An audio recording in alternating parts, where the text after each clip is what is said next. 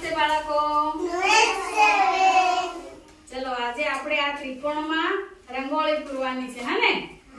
આ જે ત્રિકોણ દોરેલા છે ને ત્યાં તમારે આવી રીતે એક એક મૂકવાનું છે.